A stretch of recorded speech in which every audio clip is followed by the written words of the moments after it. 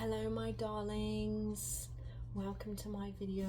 I'm really hoping this could be like one of my most favorite videos I ever make, but anyway, this video is going to be two things, maybe three, but the first things it's going to be is the review for Back to Black, the new Amy Winehouse biopic, and the second thing it's going to be is me talking shit on England the whole time. Okay, because I don't think I've done enough of that on my channel yet. I could do it all day, baby. I could do it for the rest of my fucking life. Quote me. I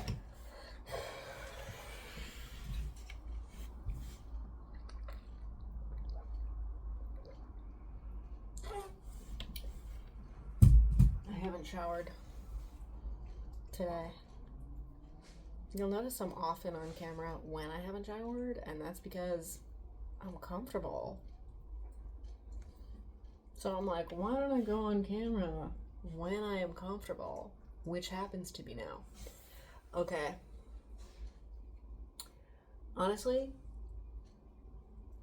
I really wanted to hate this movie more than I did. My dog needs something. Can I help you? What's the problem? Oh, you want a chew, my guy? I'm sorry. Let me get it for you.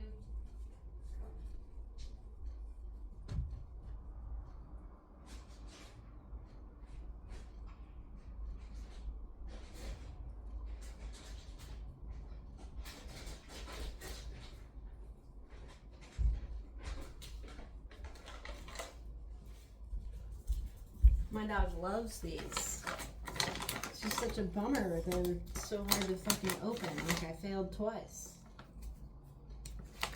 Maybe gonna have to get the scissors out. Hold on, bug. Forgot what I was even saying.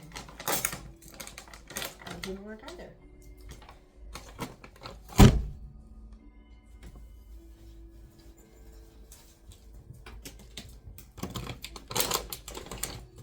I'm just cutting off the seal because I can't. I'm not gonna fucking waste time trying to get the thing to separate just so I can reuse the seal, which I don't actually need.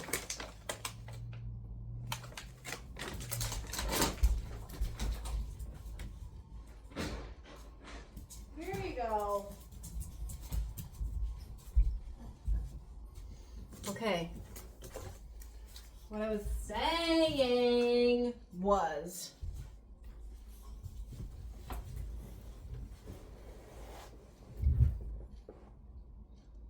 I wanted to hate this movie. Like, the trailer is so bad.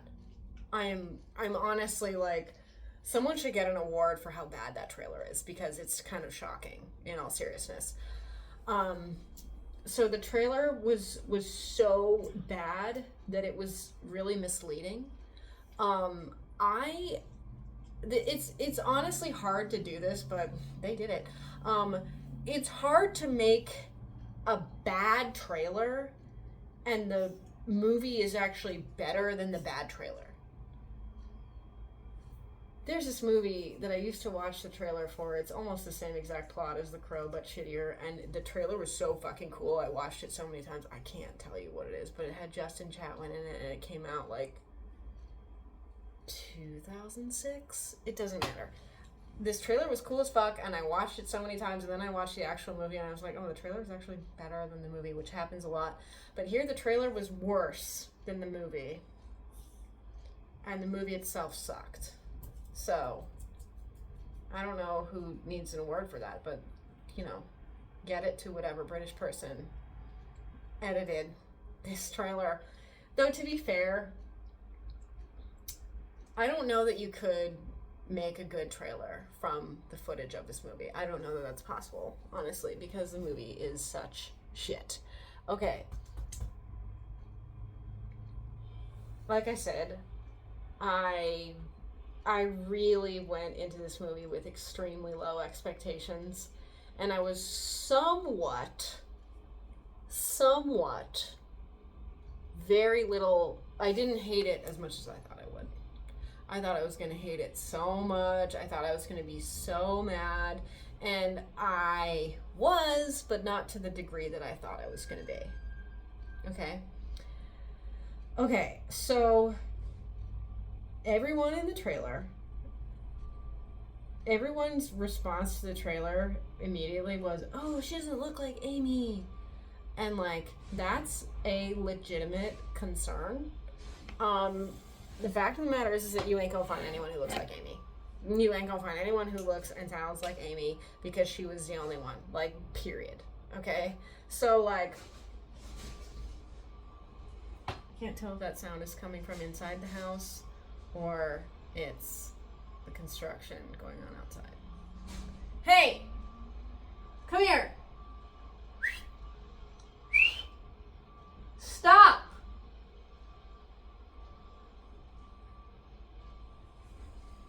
This movie sucked.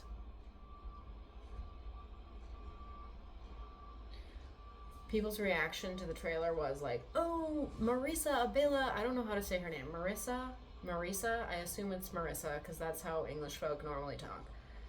Marisa. Marisa Abela, I don't know. People were like, oh, she doesn't look anything like Amy. They're so mad. And the fact of the matter is that she doesn't really, but the bigger fact of the matter is that they could have had better hair and makeup that would have been quite minimal, that would have made her look more like Amy, and it would have been more believable, but they decided not to do that. I'm not really sure what the problem was there. I don't know what the issue was there. Maybe they barely had a hair and makeup department, because at one point she was wearing an absolutely horrible, like, Spirit Halloween wig. Do you guys have Spirit Halloween out there? It's probably a better thing that you don't, but what they could have done is they could have added more to her nose. Like, they could have just added a little bit more to her nose. They actually could have given her a little bit more of a chin, and this all would have been prosthetic, like, completely, like, superficial. They could have actually, what they also could have done is they could have, their face shapes are different, so, like, shocker, they look different, but I noticed that Amy's hairline was just, like, slightly, I don't know that she had a widow's peak, but she did have a slightly smaller forehead than Marisa, so they could have just, like, feigned her hairline, like, shrunk her forehead. What they also could have done, they also ought to have done, is they should have, like, given her, like, a little bit of a forehead, like, piece, so it would have been a little bit, given her a slightly heavier brow, okay? Also slap that girl a friggin' fake tan circa 2003, and she would have been way more similar looking to Amy. What they also could have done, okay, I got a million suggestions. I'm not even a makeup artist, you guys. I'm actually pretty good at makeup, okay, believe it or not. But what they could have done is, Amy is known for her beautiful winged eyeliner. What they could have done is they could have added slightly more, like, bright, closer to her nose, like between her eyes right here, and they could have shrunk just on Marisa. They could have still had exaggerated wings on her eyes, but just made them slightly smaller, and that would have made her eyes look closer together than they actually were, because that would have made her look more like Amy. But why bother doing any of that? Why bother trying to make her look like one of the most important English musicians ever for the movie? Why bother? I don't know. I couldn't tell you. Okay.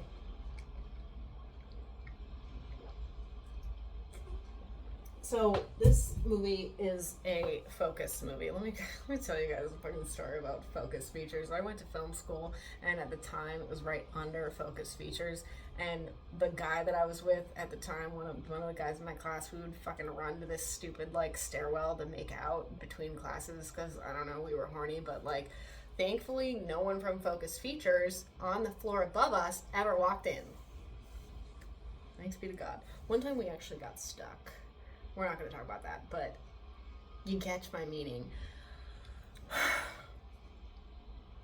Focus Features is kind of known for making biopics, so I assume that's why they were like, oh yeah, let's have the Amy Winehouse movie, like, cool.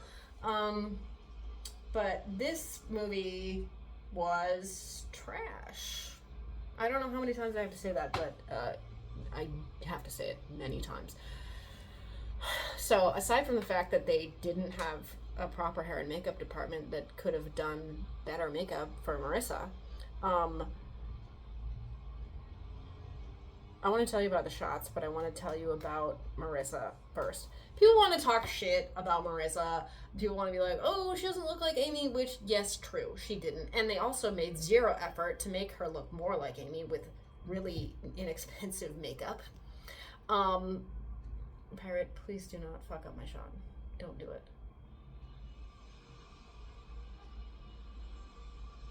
In addition to that, okay, but what I want to say before I tell you about the shots is this. If you want to blame Marissa Abella because she doesn't look like Amy or she doesn't look enough like Amy, y'all need to stop. Y'all need to stop, okay? It's not her fault. Like, sure, go ahead and be mad about the fact that Marissa doesn't look like Amy, but this movie had way bigger problems than her not looking exactly like Amy or her not looking enough like Amy, okay? Way bigger problems. First of all, like I said probably 30 times already, is that the trailer sucked. Syphilitic cock, okay? Fight me. Y'all English think you can make these dirty jokes, well, I can fucking upstage all of you, okay? Because this shit I say, not on YouTube. Wow. Anyway, syphilitic cock. It was horrible. I said in my other video recently that it looked like a PBS special. The movie looked like a PBS special from like that was, you know, that's like imported from England. They like slap it on American television to be like, here's them English folk you guys like so much, for people who are older than 60. I think it's the type of camera that they use. You have to use a really specific type of camera in order for anything to be on Netflix. Like, if you aren't using this camera, I'm sorry, I don't know what it's called, and I can't text my friend and ask him because I'm shooting on my phone. I don't know what it's called, but like, yeah, you have to be using a really, really specific type of camera in order for anything to be put on Netflix, and I think this was that type of camera. And apparently you ain't getting on the ground. You ain't getting any, I don't know what it looks like. I assume it's rather large. Most film cameras are. Most cameras used for filming movies are. But like,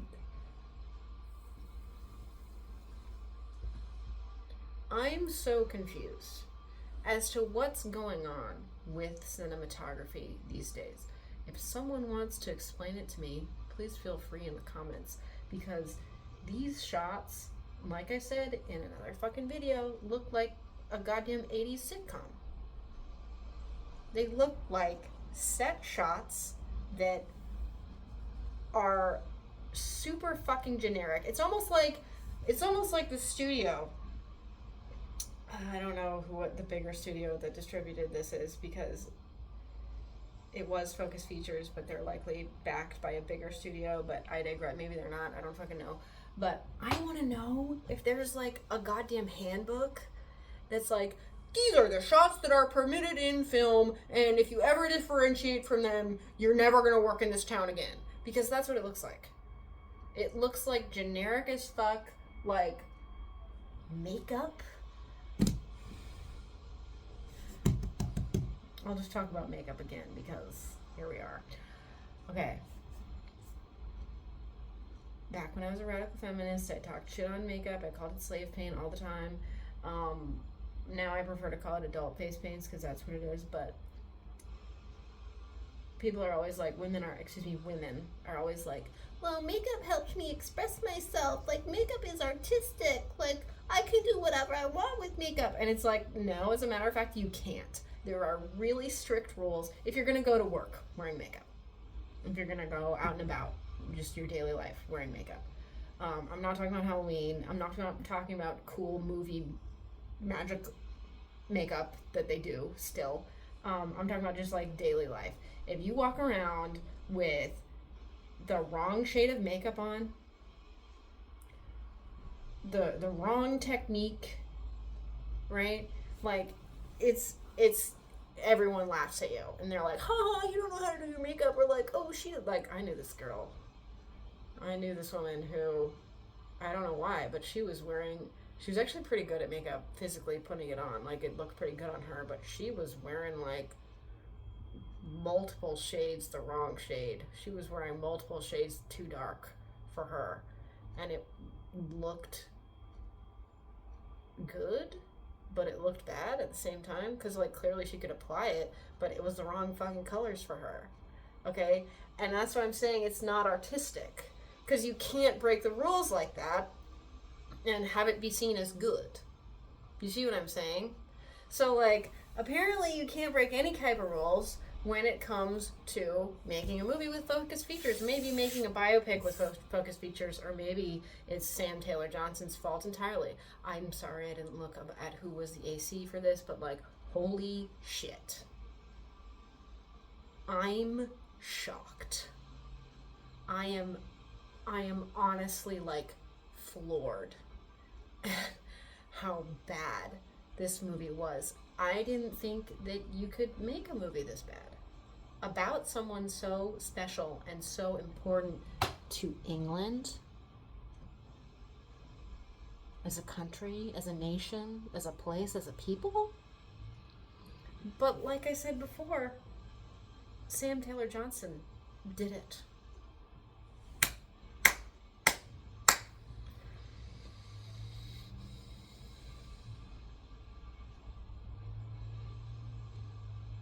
I haven't even looked at my notes. I'm just telling you what is coming to mind from having seen this movie last night. I was the only one in the theater, by the way. I mean, it was Wednesday night. Ain't many people out there being like, well, let's go see a movie tonight. So yeah, I was the only one in the theater, and that was kind of cool. We'll get back to that in a minute. But this whole movie just looked very cartoony and stupid. One of the very first things that happened in the movie, I don't know if this happened, okay? I wasn't there. But, like, one of the very first things in the movie was that Amy's at her grandparents' house, and there's, like, it's kind of like a family gathering. There's some people there, and then they all start singing this song in Hebrew, because she was, in fact, ethnically Jewish. But, like, if you read her fucking Wikipedia article, Sam Taylor Johnson, it says that she didn't really connect with being Jewish, and she begged her dad not to go to Hebrew school. So I'm having a hard time picturing her family actually singing this song in Hebrew, this like traditionally Jewish song. Maybe that happened. I wasn't there. I don't know. Either way, whether it happened or not, it was corny as fuck, and it looked stupid. It looked unbelievable. Like, I wish there were more attention to detail here, because, like, so, where the fuck are we going with this? I should have eaten, but it's too late now. I don't fucking care if I'm here for 2 hours, baby. Bring it on. I don't give a fuck, okay? I'm so mad about this. One thing that is so popular about so many groups, so many bands, not even just British ones, but let's be real, it's mostly just British and American ones, is that these people who are extremely musically talented, extremely gifted, who do make it, okay, and get their stuff out there and are known, etc., are working class. Okay? They ain't super wealthy to start. And that it's not just the individuals themselves who are these musicians, it's likely their whole families and communities too, and everyone the fuck else in the band, okay? So the fact that these working class folks, who are Amy's grandparents and her parents and her grandparents' friends or whatever the fuck, look like they've all been through 2+ hours of hair and makeup just to sit and also, you know, wardrobes just to sit and sing their song. I'm like, really? Really? And it was such a fucking embarrassing scene too, because, like, you guys, I wrote stupid shit when I was in 7th grade, okay? I really did. I wrote stupid, embarrassing, unrealistic shit, alright? This scene, you know, the opening scene for the biopic of the most successful English musician ever in recent memory, is this scene that looks like it was written by an 11-year-old. Okay? there are some 11-year-olds out there who can really write a scene, but whoever the fuck wrote this one was not 11.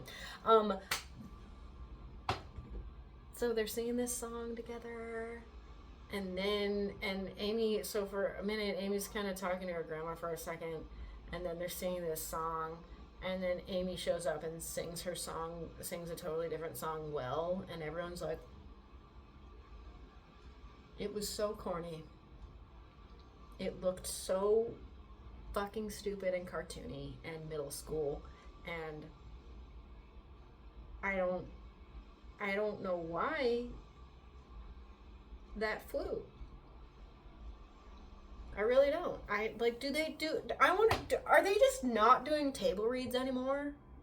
Is that like no longer a step that's taken in the script writing process? Because that's how it looks to me. Okay.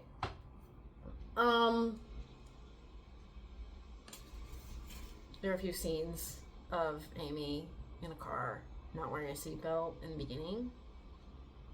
I don't know what the seatbelt laws are in England, but in the US, they're pretty strict. And they were pretty strict back in like 2005, 2003, 2004, whenever the fuck this movie was taking place, which also wasn't clear. That was not made apparent in this movie, like, at all. And I was like, partway through the movie, when we were like at least 10 minutes into the movie, I was like, you know what? I was really looking forward to seeing super nostalgic oddies fashion, but 10 minutes in, I was like, we're not seeing it. It's not gonna happen. Because if I didn't see it 10 minutes in, it wasn't gonna just show up at another point in the movie. So I don't know who they hired for wardrobe, but it's probably her fault.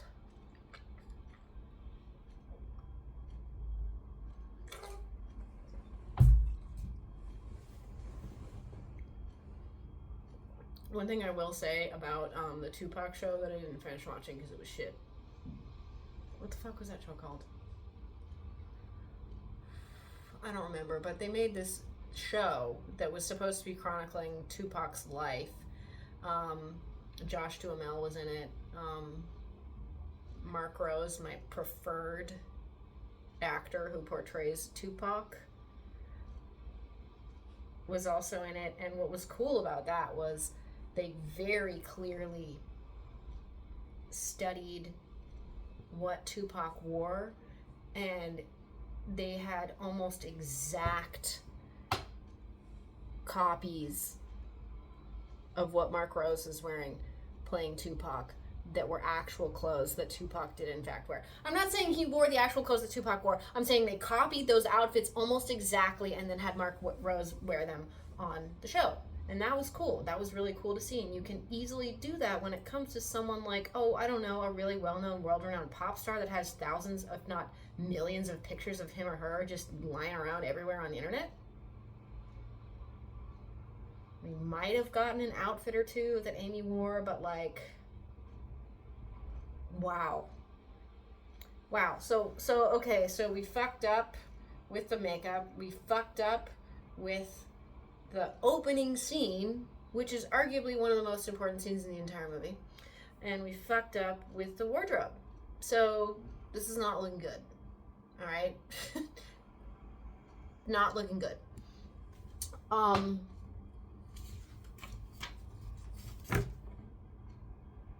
What annoyed me about this, like I said, is that there's not a clear timeline. We were not given clear, specific, also the cinematography is shit and looks like a PBS special. Sorry, a PBS British special. My mistake. It's not like the American ones are any better. I don't even fucking watch PBS, but I digress. Timeline was not made clear. No idea that, like, it didn't even say the year at any point. At the beginning or at any point in the fucking movie. Like, you didn't see like a calendar. You didn't see like there were no dates written. Like, nothing. I was like, now that I think about it, I'm like, what the fuck? Okay, here's the other thing about the movie that really bothered me is if you're gonna make a movie that takes place in a city like London, make it a love letter to London. I'm bringing up Tupac every chance I get today. One of my favorite movies ever is Poetic Justice. And that whole movie, John Singleton directed it, is a love letter to the entire state of California. Because it's about Pac and Janet Jackson and Regina King and the guy from Scrubs whose name escapes me. It's about them doing a road trip all the way up the state of California, okay? And it's beautiful. It's phenomenal. And I actually drove by the area where they stumble upon the family reunion that they just like go in and join.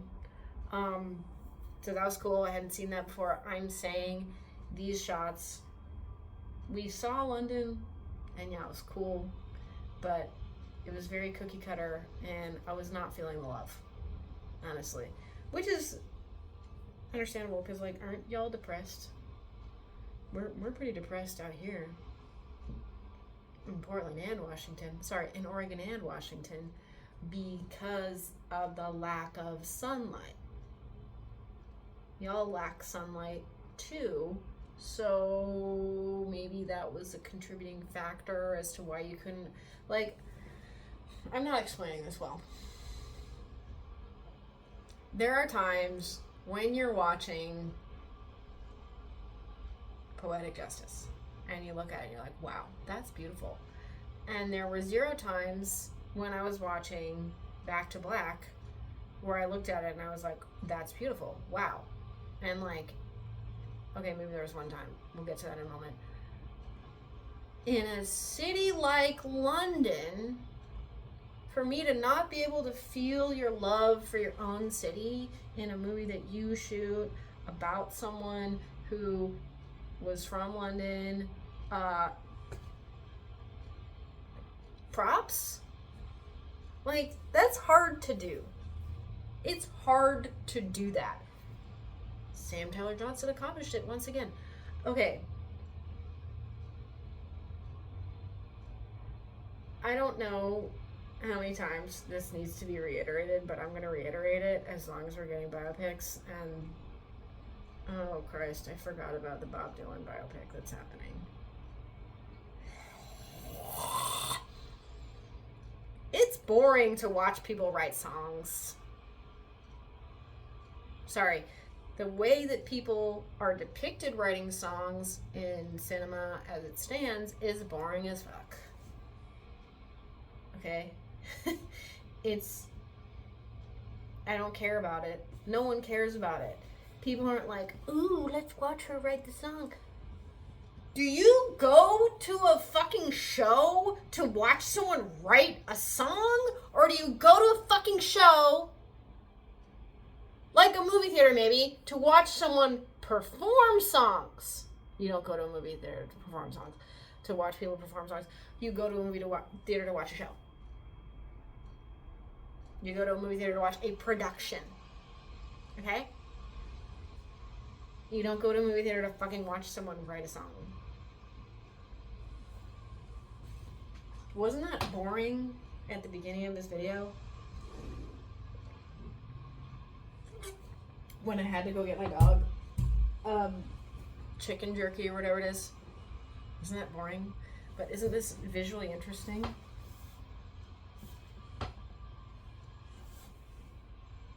I'll do it again. You're welcome. But not a lot of visual interest in these shots. I'm like, okay, this I did not appreciate. Let's see if I can word it properly. Amy was known for 1, being talented, and 2, being assertive. Because she knew she was talented and didn't want people to fuck up her work, which people tried to do constantly. Okay? So people constantly misinterpret women being fucking assertive as being mean, which is really fucking rude and really fucking sexist. And at the beginning of the movie, we're still at the fucking beginning of the movie, I'm 30 minutes in. At the beginning of the movie, this guy calls Amy and, like, he calls her at a bad time, and then, he's this, like, guy at a management company. There go my cats wrestling. And he's like, oh, I heard your demo, it was really good, can you come in? And she basically just says, listen, I ain't no, you're this person at this agency company, at this talent agency. And he's like, yeah, that's me. And she's like, listen, I ain't no fucking Spice Girl. Like, she just out of nowhere just says, like, fuck you, I hate you, I'm not a fucking Spice Girl, goodbye. It didn't really make sense, okay? So they were clearly trying to portray her as, like, mean. Maybe they weren't trying to portray her as mean, but in attempting to portray her as assertive, they portrayed her as stupid and rude. If someone is saying something that's rude, but it's true and it needs to be said, and especially in a fucking industry like music, like, yeah, maybe that's not going to come off very well, but if it's true, it's true, period.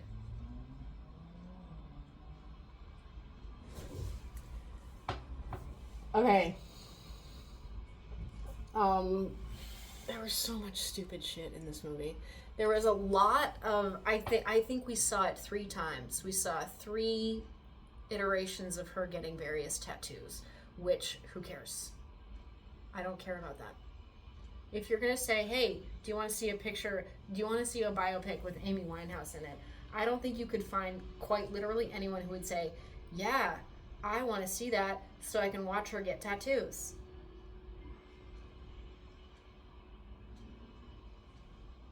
The fuck? But we did it 3 fucking times, so thanks, Sam Taylor Johnson, but I digress.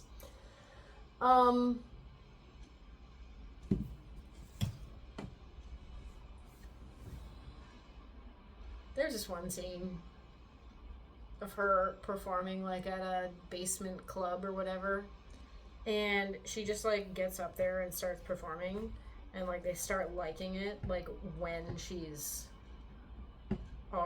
performing. And, like, I actually know how to work a crowd, you guys. I don't know if you know that about me, but I do. And the thing about working a crowd is you gotta warm them up first. You gotta, like, tell a joke or something, or, like, get them engaged immediately, and then you perform.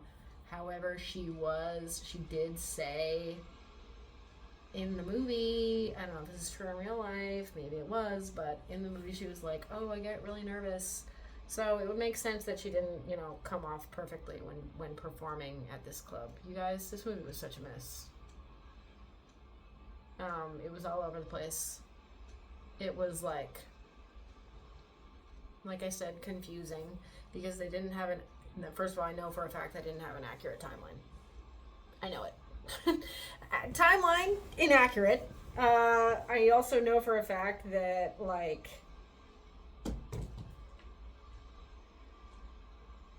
this story has potential.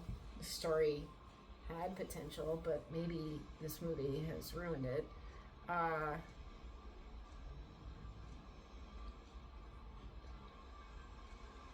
So much potential. So much, like, so much impact.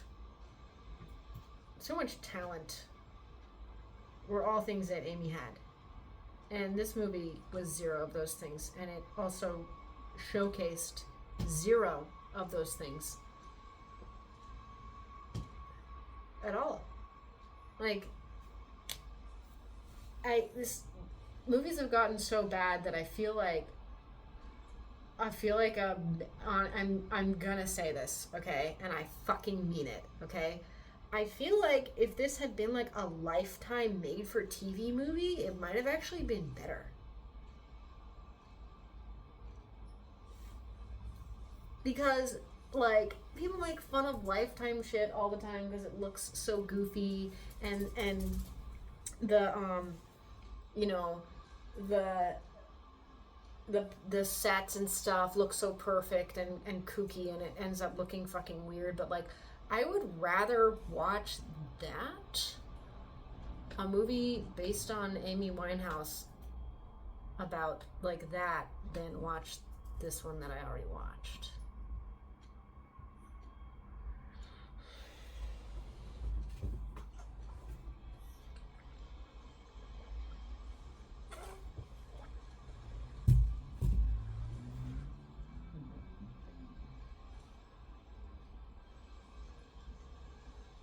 I was looking at my dog, sorry. I'm like really, I'm feeling the weight of this video that I'm making right now, because Amy was, and I don't want to get emotional because I actually hate it when I get emotional in vids, such an important person. She was such a successful person. She was so good at what she did, and she was so messed up at the same time. Okay? And if there's anyone whose story you want to tell earnestly and you want to do a good job at depicting, it's someone like Amy. But you failed. Absolutely miserably. Like, it's so important for people to be proud of their people, okay? It's so important for people to feel solidarity with their community, okay? And that was something that happened. I know it happened with Amy in London. I wasn't there, okay? I was in fucking California, baby. I was in Wisconsin and California when Amy was in her heyday, okay? I sure as shit felt her there, all right? I went to a birthday party, and this is when Rehab was really popular, and like, I don't know how many people were there, like 12 maybe, but I remember like all of us like pounding our fists on the table, like screaming the lyrics to Rehab as loud as we possibly could. And it's such a good memory. And I would not have that memory if it were not for Amy Winehouse. Okay? And that's like something small and tiny that like, that's like minuscule compared to like what, I don't know, Amy's friends felt like who weren't in the movie. She had some really close girlfriends, and I think they were in like a scene, but they had no spoken dialogue.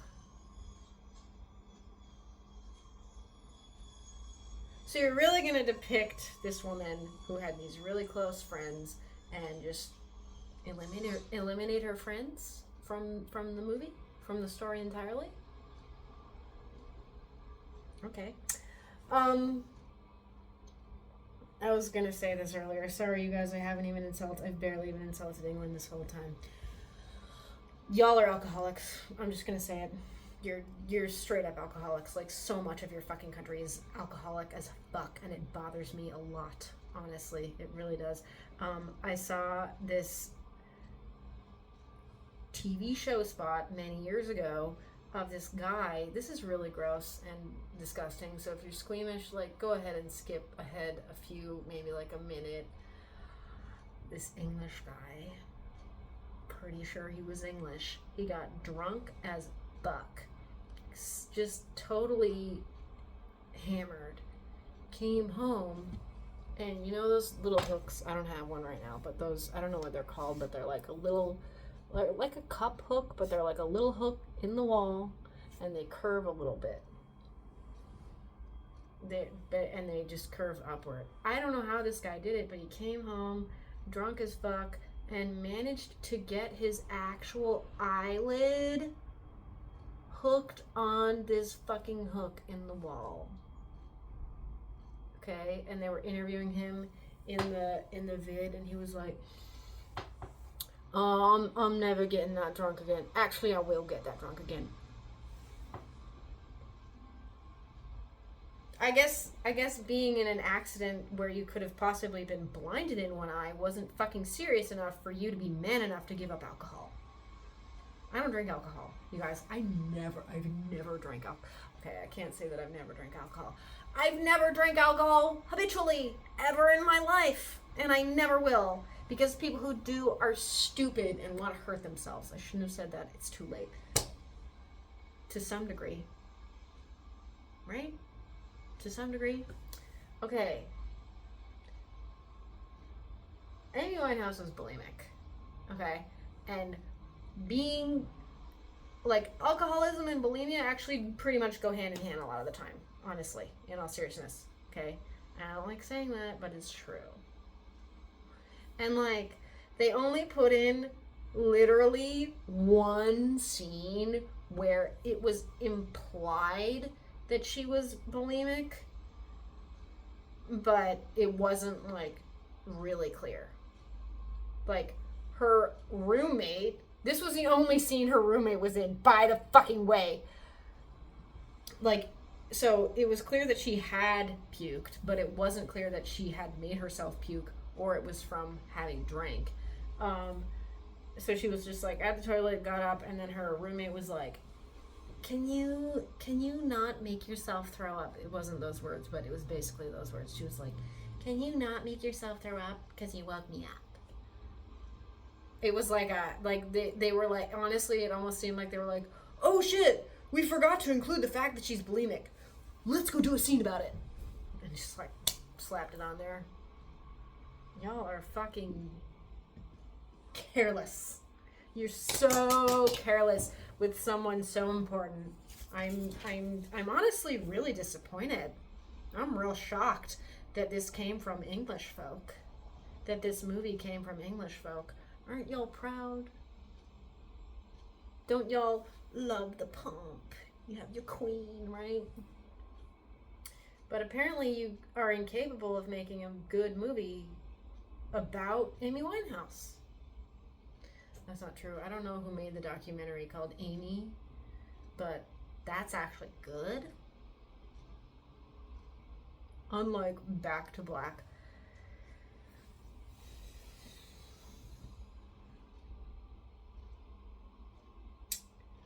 Back to Black is a great title for a song that already exists by Amy Winehouse.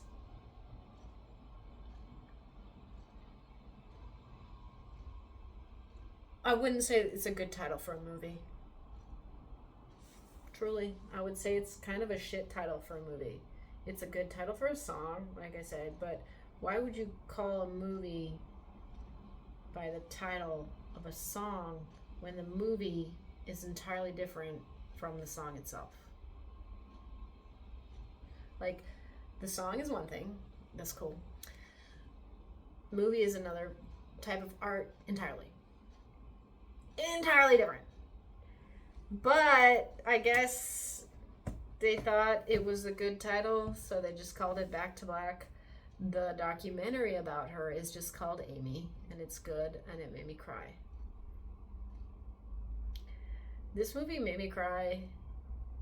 Okay, let me just clear the record here, you guys. Crying, like multiple sets of tears, that's made me cry in my book, okay? But, like, one set of tear, like a tearing up, and you're just like that's tearing up, okay? That's not crying, all right? Because it's not the action continuously for a period of time. It's just like one quick, you know what I mean? This movie made me tear up, not because it was actually good in any way, but because it did depict this moment that made me think about what was said about the same moment in the documentary. And when I remembered what was said in the documentary by her best friend, one of her best friends, Sam Taylor Johnson, who I'm sure you had zero contact for this movie, what her friend said just made me cry. Remembering it and seeing that moment depicted here made me cry. Okay, so what happened in real life was Amy won a Grammy for her work, okay? And it was a big deal. Like, it was a big moment. Like, they were watching on satellite with her and her band and her family and friends and stuff. And they said she won the award and she was happy. And, you know, she did a little speech and, like, hugged her band or whatever. Her friend, I'm sorry, sweetheart, I don't remember your name. I'm really sorry. That's just, if I watched Amy again, I would. Her friend said in the documentary called Amy that at that moment, like, Amy, I don't know if it was like that very moment that it was announced that she won the Grammy, or like shortly after. I assume it was shortly after. It was just like, so she won this award, she won a Grammy, she was so excited, she was so happy, but Amy told her friend, like, all I could think about was drugs.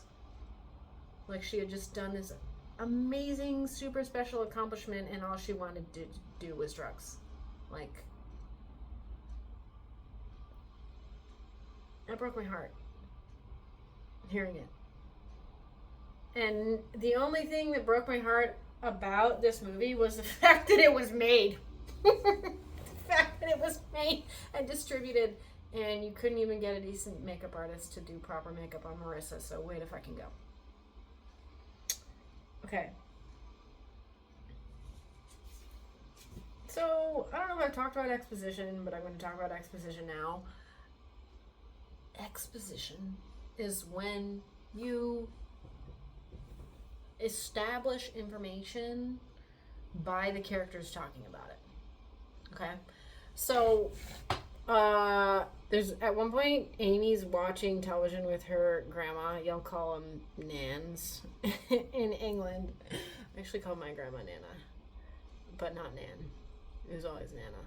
So anyway, she's watching herself on television with her Nana, and her Nana's like, "Oh, you look so good on camera. Like, oh, you're doing so well." And Amy's like, "Yeah, I had a couple of drinks beforehand." Why wouldn't you just show that? Why the fuck would you make her tell her Nana that? Why don't you just show it, idiots? Like, why wouldn't you depict the actual action happening instead of her fucking saying it after the fact?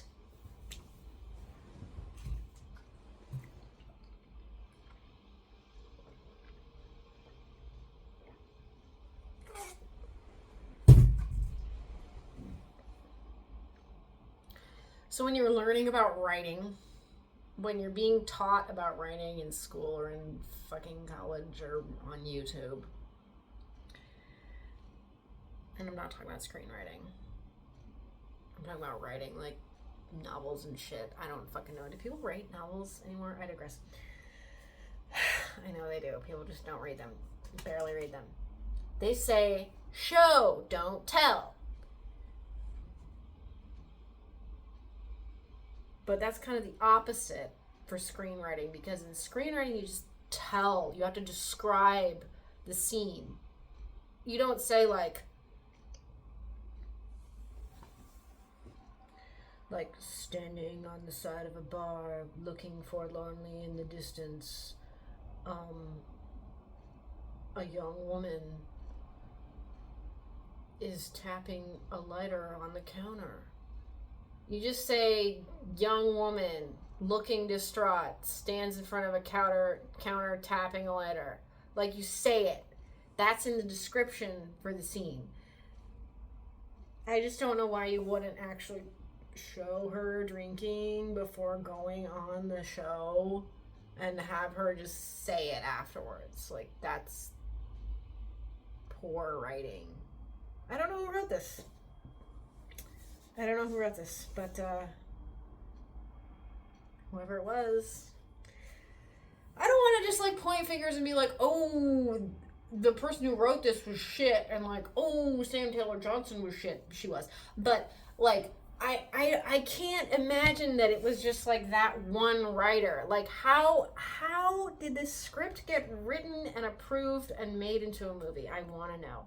And I'm not talking shit on Marissa Abella, because she was actually good. Like, she really did a great job, and I could tell that she was actually better at acting than she was allowed to be in this movie. Like, you can't get a lot out of them when you're just, like, doing however it is they do it now.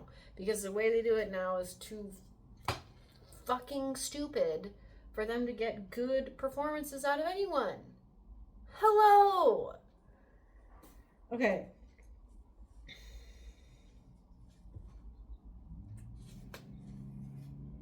At one point, Amy said a word. I didn't know what she was saying. I could not understand her. She said car porter? If anyone knows what that is, please tell me.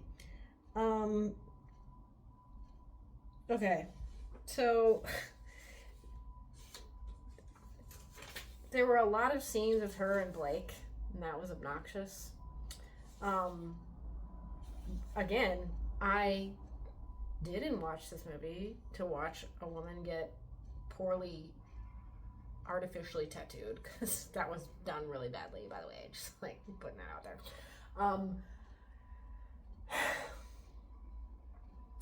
I also didn't watch this movie to watch her be hung up on this male that she was hung up on. I didn't watch this movie to watch her, like...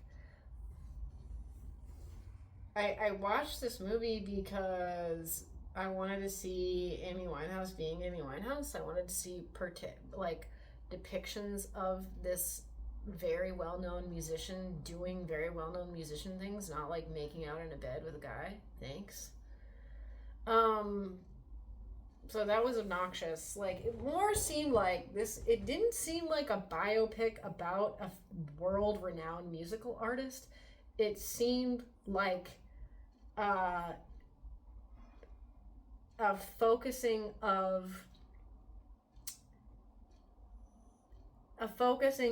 this woman's love life who just happened to be a musician. I went there. That's what it felt like. Okay?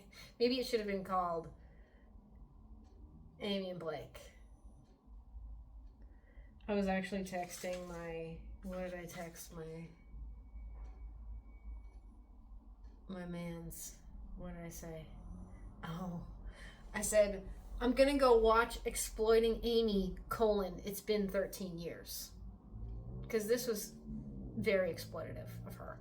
Let me just say, you guys, the way we say the word exploitative is exploitative. It's not exploitative. You look fucking stupid if you're calling it exploitative. If there's a representative, do you say representative or do you say representative? It's exploitative. Learn how to fucking speak. Anyway, this movie had so much potential. It really did. There was so much, like, y'all could have made there could be a movie made about, maybe I'll make this movie, like, the week before Amy dying. One of my favorite movies ever is called Downfall, and it's about the last 2 weeks of Hitler's life. And it's fucking baller, dude. It's so good. This movie was all over the place. It didn't give us a clear year at any point. There wasn't clear fucking, like, fashion, because fashion trends would have been really fucking pronounced and obvious. So makeup was shit, and not a clear timeline. Poor direction. I don't know if I've said that enough times yet. Exploitative of Amy, in my opinion. It was in fact made by like the Amy Winehouse Foundation or something. Like there was like a connection there, but like apparently zero advisors for this movie actually knew what they were talking about. Here's the thing.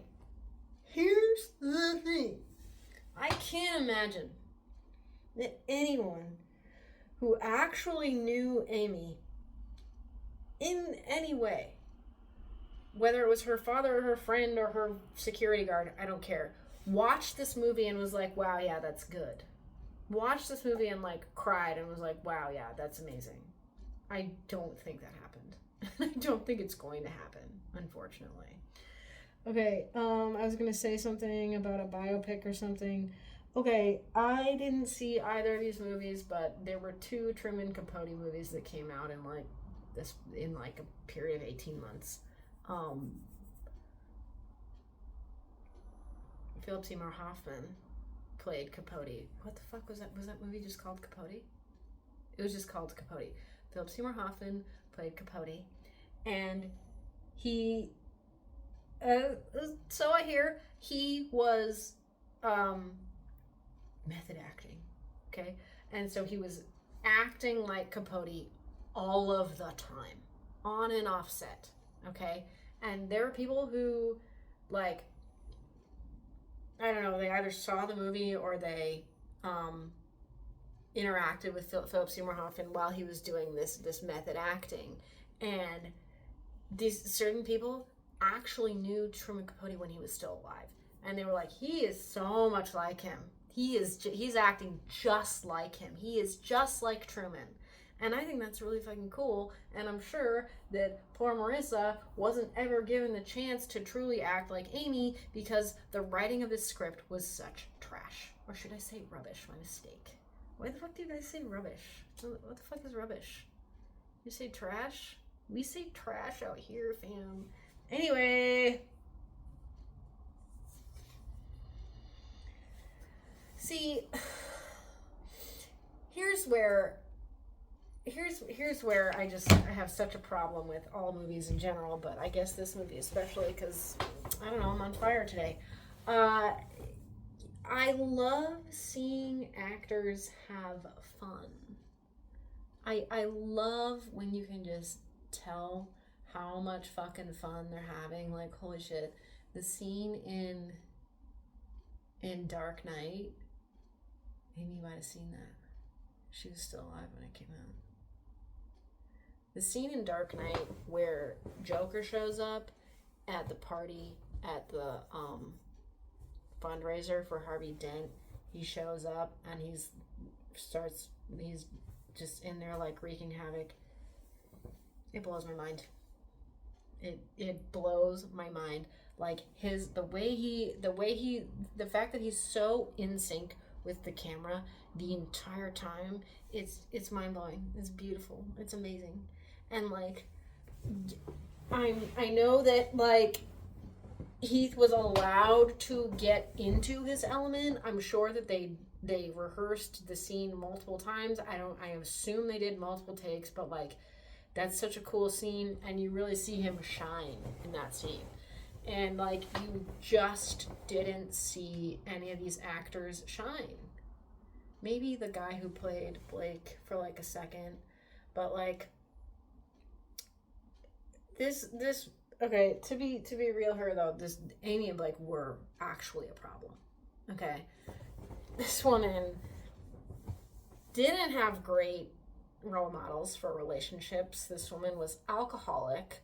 This woman desperately wanted a man. Understandable. She was young, and Blake was in fact a problem for her. Like, if you guys watch the documentary called Amy,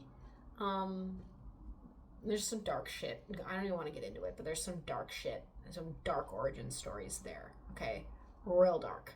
And there's actually a pretty famous, I think they did kind of try to, I guess maybe I found one thing that I kind of like about this movie. There's a pretty famous picture of Amy sitting on a curb, her back's toward the camera, and Blake's just like there looking at her, and like I've seen they're trying to talk to her. She was probably drunk or something. And then I've seen, so that they kind of tried to recreate that picture, but that picture was taken in the day. And the scene they did was at night. I'm moving my foot on my, like, fake leather chair. Picture was taken during the day, and this scene happened at night. Maybe it was a total accident that they happened to recreate it. I don't know. It didn't look especially intentional. But I digress. The fact that Blake was a problem would have been a really excellent time to get exposition that actually would have worked from Amy's friends. She could have had these 2-3 friends throughout the entire movie calling her up on the phone, her calling them up on the phone, like crying about Blake or whatever, and then being like, girl, you have better things to do than cry about Blake. But why would we have gotten that? Because that would have made it a better movie. Duh. Okay, I don't know. I can't recall if I've... Okay. You can actually... What's so funny about this is, like, I listened to a lot of Amy Winehouse on repeat again and again, a cajillion times. Is like, you can actually derive so much of her life from her songs. You don't need to read a book. You don't even need to read a Wikipedia article. You can just listen to her songs. Okay? And, like, I just feel like there was so many missed opportunities here. Her father very clearly enabled her. That is not a secret. Try to make me go to rehab. I won't go. I said no.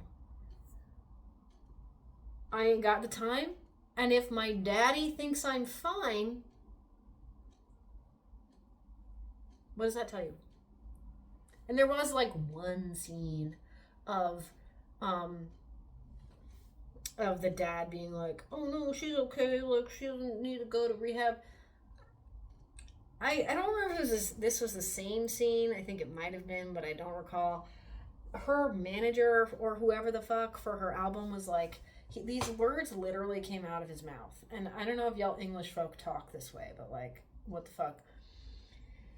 He was like, Amy, I think you need to go to a rehabilitation center. Did people talk that way? Do people still talk that way? Who the fuck says a rehabilitation center? This is why I don't believe that they're currently doing table reads anymore, because I feel like any actor who can stand up, sit down, open and close their eyes and count to 3 would have been like, oh yeah, I'm gonna say, I think you should go to a rehabilitation center.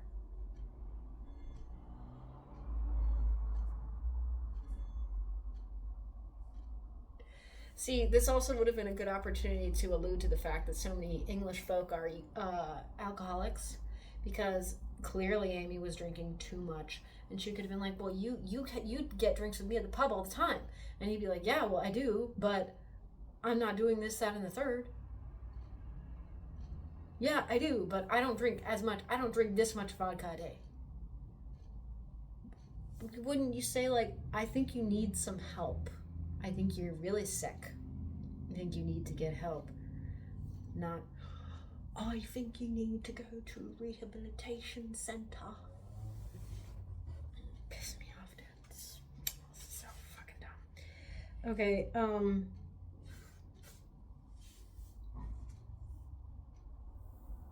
maybe this movie should have been titled Blake and Amy, alcoholism.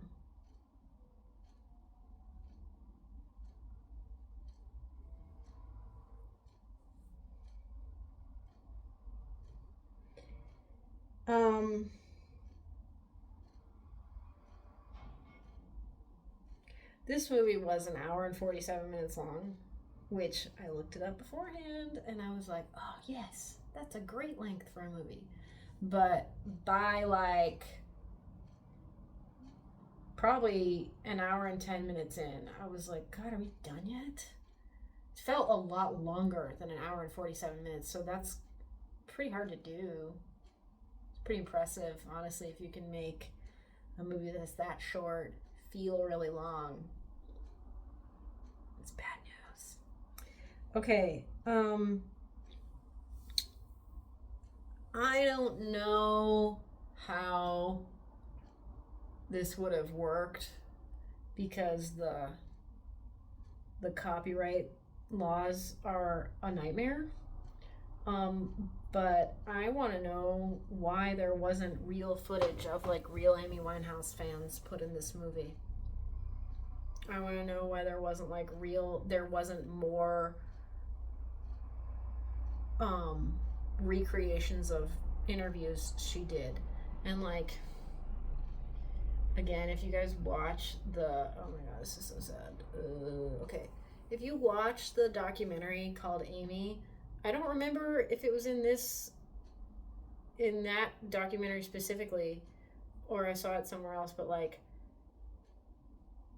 towards the end of her life, she was performing drunk as fuck. And it's really sad to see. Like, she can't even do her job. Seriously, it's really, really sad to see. And like it's just so sad. It's so sad that all of this happened to her. And I was around, living life when she was around too. I remember exactly where I was when I found out she died. I could take you there. And I was devastated. I really was. I was like, no, really? I don't know why. See, this would have been a really great opportunity for Sam Taylor Johnson to throw some very well-deserved shade at specific Americans. And by specific Americans, I mean Jay Leno and David Letterman. Because I remember watching Jay Leno and him being like, ha ha, Amy Winehouse, she's so drunk. Ha ha, Amy Winehouse, she really needs to go to rehab.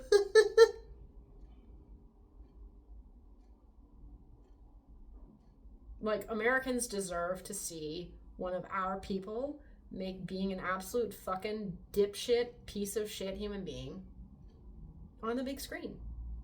Especially when it's true. But why would you use any of that footage?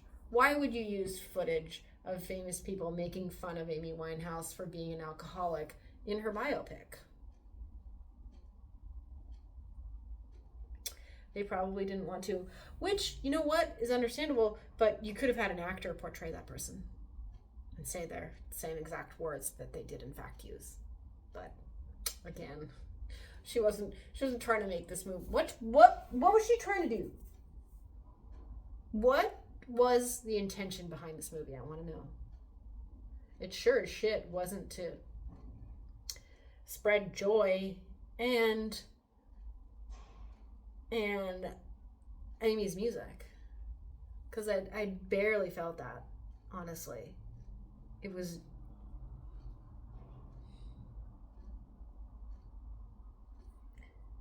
It's tough. This is a really difficult story to create. And you know what? Maybe it was supposed to be depressing. And like, fine. Go ahead. Make it depressing. But like, let me try to word this in a way that's going to make sense.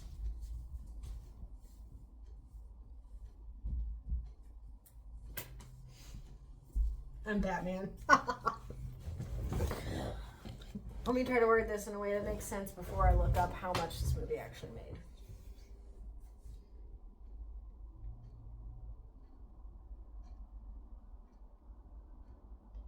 It's so hard to depict a story like this because it requires showing joy and pain and alcoholism and success.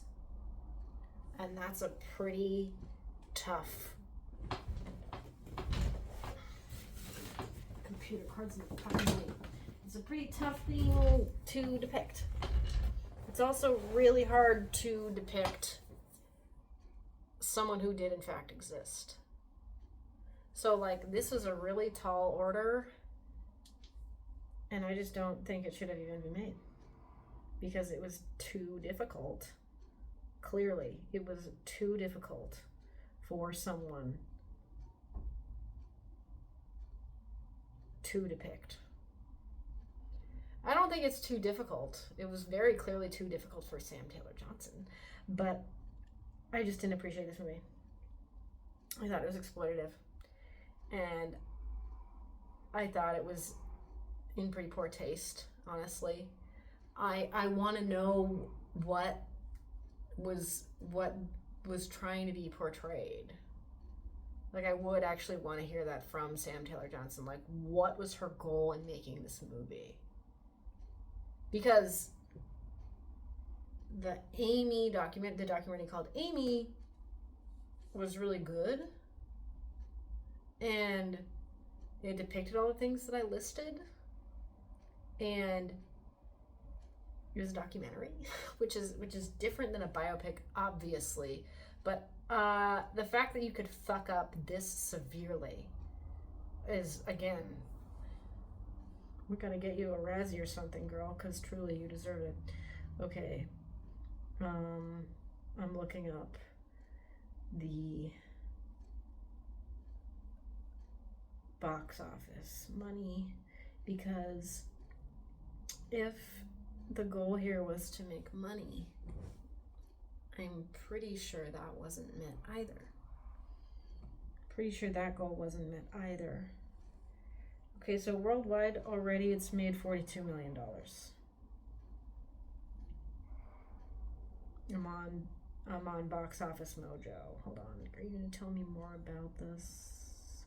Obviously it was number one in the UK. Shocker.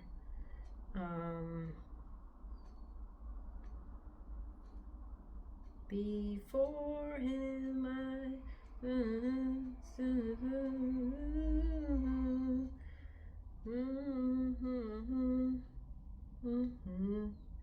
Okay.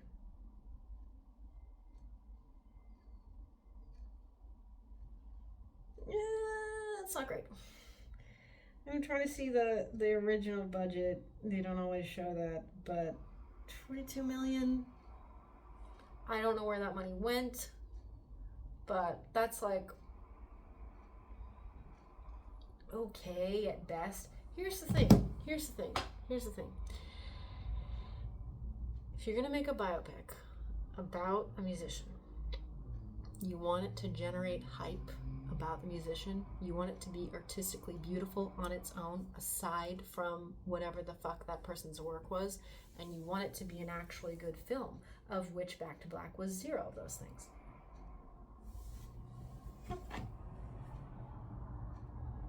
Was I gonna look something else up? No, I'm just used to holding a phone. Okay. Yeah, so they barely even showed her bulimia. They definitely showed her alcoholism, like, a lot, but I feel like it wasn't really done that well. I really want to say this. I feel like I've said this before, but I'll say it again and again as many times as I need to.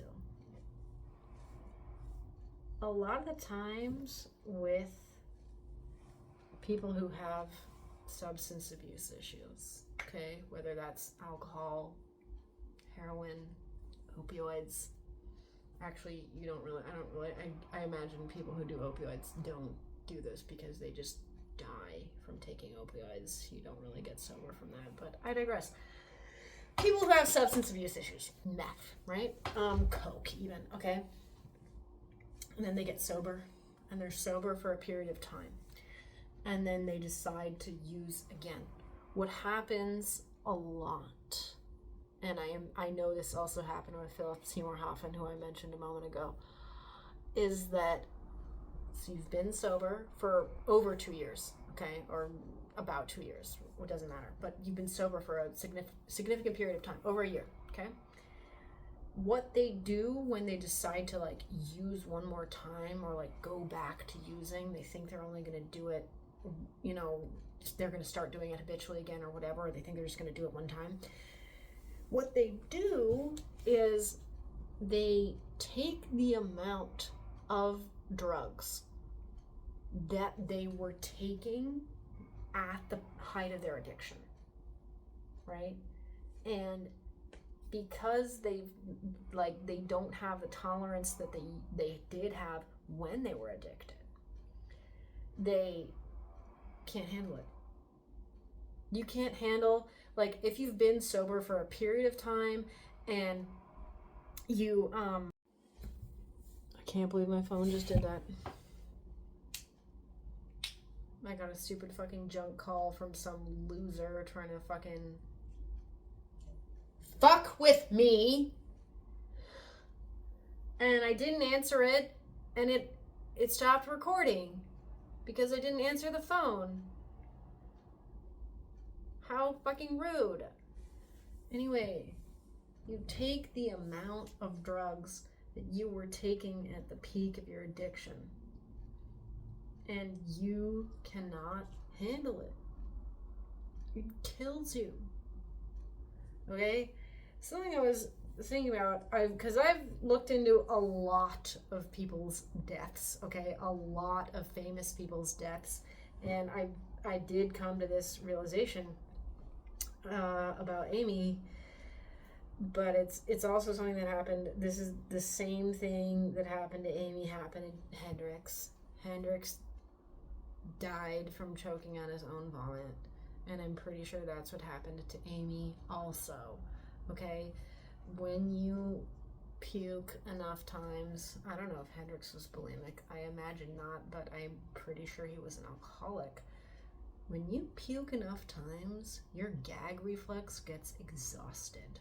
And I don't know if it's a muscle that can atrophy, but I think that it practically atrophies. It gets worn down really quickly because you're not supposed to use it in that way. You're not supposed to puke like that.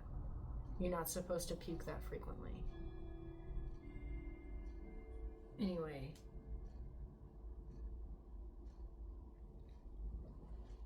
She had alcohol. I imagine she took some kind of alcohol and then she died. They said that that her cause of death was alcohol poisoning, but it basically was, because alcohol is always poison. But she was laying on her couch. She was laying on her back, asleep. So she probably puked and choked on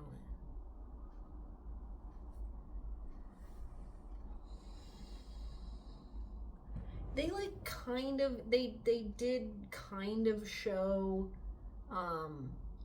the paparazzi dogging her and stuff, but they didn't show all of the hate that she got from the press. They didn't show any fucking tabloids. Y'all English folk love your tabloids. I want to ask this about English police, because American police cannot do this. Not that they don't, but technically it's illegal. In the US, police cannot just enter your house because they feel like it. They can in extreme situations, like if they know for a fact someone is being harmed, or they truly believe someone is being harmed, or extreme cases, then they can. But in the US, if the police are at your door, they have to knock, and you have to actually invite a police officer in your house in order for them to come in. You don't have to let them in. Okay? But when there was a scene where police just came into her house, because they thought that Blake had drugs or something. Doesn't matter. You guys, this movie sucked. This movie made me sad because it was such a bad movie. I was definitely reminded of the tragedy that is Amy Winehouse, but this movie did not do her justice at all. And that's not Marissa Abelo's fault, because she's actually good. She's a really good actor. Seriously. I hope that I get to see her in other things, but it's entirely possible that I won't, because this movie is so shitty, unfortunately. What was I gonna say? I almost forgot to say this. There was no punctuation at the little notes at the end. Why would you not put punctuation at the notes at the end? There was no commas. There's no commas, no periods. It was just yep. It was yep, Amy died. I don't know why did you put the American date? That's one thing I will say about Americans that annoys me, is I don't know why the fuck we're not saying, what is the date today, the 23rd? I don't know why the fuck we're not saying 23rd May 2024. because the rest of the fucking world says it that way. But us Americans over here are like, May 23rd. Why? Why did they put that there? Why did they put the American way on this movie at the end? That was stupid. That bothers me. Let me say one more thing. Okay?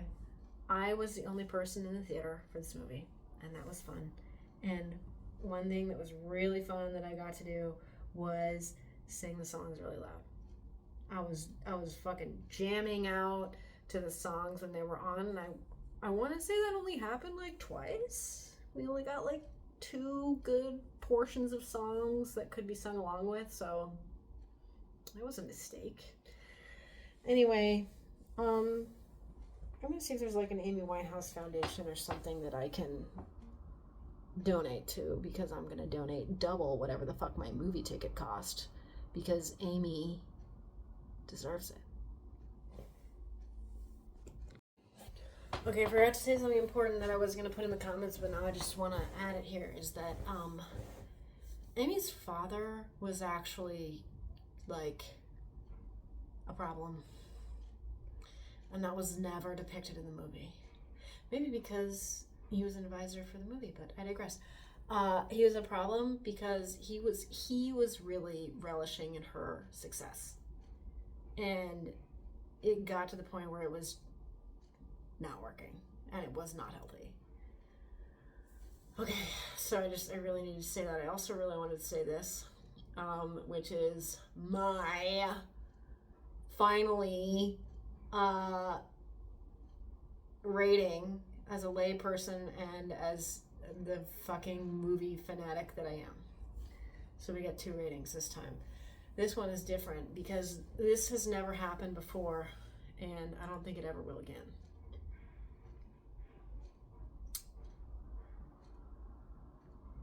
So my layperson's movie review score is actually lower than my score, which this is the first time this has ever happened. I don't think it's going to happen again, but maybe it will.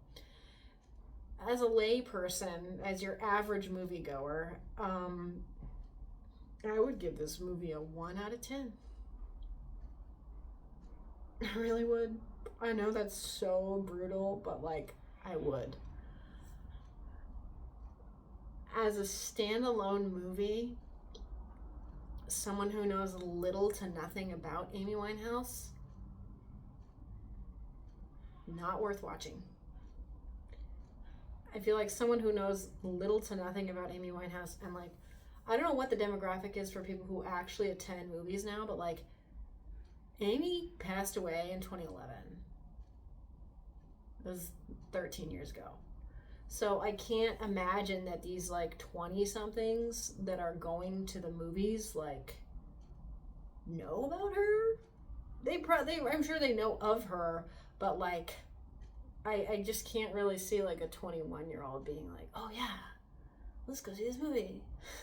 And if they did, like, it's just such a random assortment of scenes like strung together that barely makes sense. It just does not work as a movie.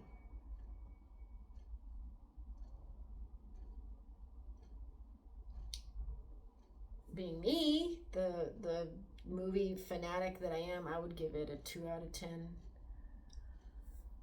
which is actually 1 out of 10 because we reduce fractions on my channel, but I'm sorry, which is actually 1 out of 5 because we reduce fractions on my channel. But give it a 2 out of 10. And the reason I'm giving it 1 more point than I did in my layperson's review is because, like,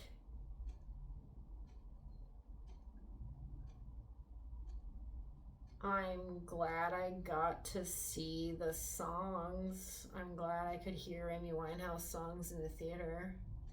It was cool that I got to be the only person in the theater and enjoy myself.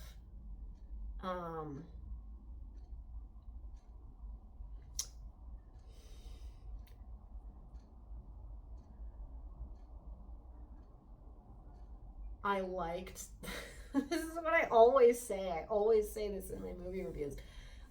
I like that they tried. I liked that they attempted to make this movie. Didn't like the movie itself, but I appreciate the effort, even though there really wasn't that much effort exerted. You know what? Is that true? Do I appreciate the effort?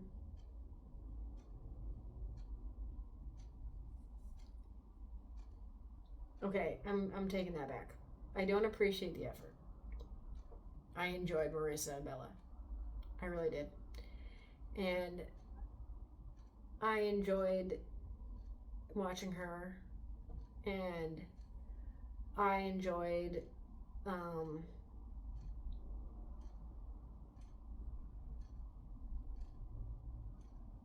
the songs, like I said. Is that it? I guess that's it.